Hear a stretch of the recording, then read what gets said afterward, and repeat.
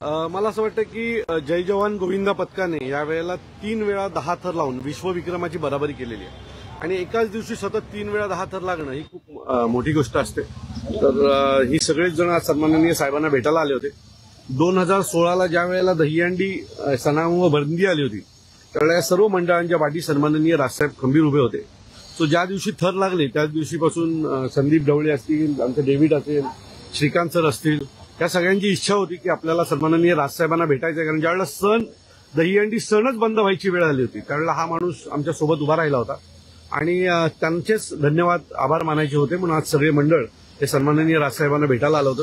सगळ्यांची साहेबांनी जवळजवळ अर्धा तास गप्पा मारलेल्या आहेत आणि अनेक गोष्टी त्यांना सांगितलेल्या आहेत। सो मला असं वाटतं की सन्माननीय राजसाहेबांचं या सगळ्या मंडळाच्या बाबतीतलं प्रेम आज आम्हाला पुन्हा एकदा दिसून आलेलं आहे। सण उत्सवाच्या निमित्तानं खरं तर एक वेगळी बाजू जी आहे ती राज ठाकरे यांची बघायला मिळाली होती। मात्र जय जवान पथकाला एक वेगळ्या राजकारणामधून देखील जावं लागलं, अशी देखील एक मला असं वाटतं की जय जवान गोविंदा पथक या सगळ्याला खेळ म्हणून पाहतं। ते कुठल्याही राजकारणात पडत नाही आणि एवढा सगळा वाद झाला त्यात त्यांची कुठल्याही प्रकारची स्टेटमेंट देखील नाहीये। सो मला असं वाटतं ते खेळाडू आहेत आणि त्यांच्याकडे आम्ही पाहताना खेळ म्हणून पाहतो किंवा खेळाडू म्हणून पाहतो। आपल्याला आनंद वाटला पाहिजे की स्पेन सारख्या एका देशाबरोबर आपला एका मुंबईचा एक मंडळ बराबरी करतो आणि त्याच्यानंतर ही त्याच्यासाठी आनंदाची गोष्ट असते।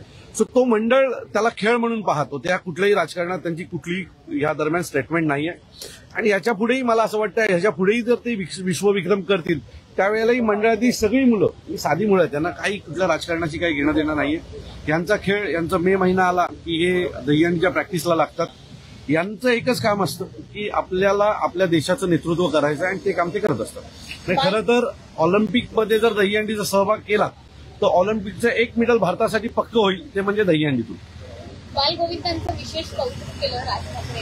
हो, काय म्हणाले बालगोविंदांना? त्यांना प्रत्येकाला साहेबांनी विचारलं कोण कितव्या थरावर असतं, वरती कोण चढलेलं, सगळी माहिती घेतली। त्यांना सह्या हव्या होत्या राजसाहेबांच्या, तो साहेबांनी एक मेसेज लिहून त्यांना सही करून दिली।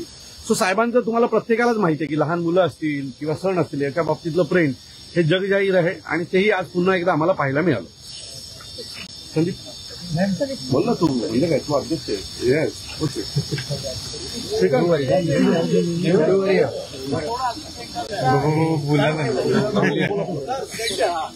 संदीपजी, जय जवान पथकानं खरं तर 3 वेळा 10 थर लावले आहेत। निश्चितच गर्वानं प्रत्येकाची मान उंचावलेली आहे।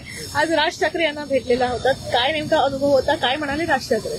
हो, नक्कीच साहेबांचा आम्ही आशीर्वाद घेतला आणि 10 थरचा विक्रम हा आमच्यासाठी एक चांगला अनुभव देणार होता।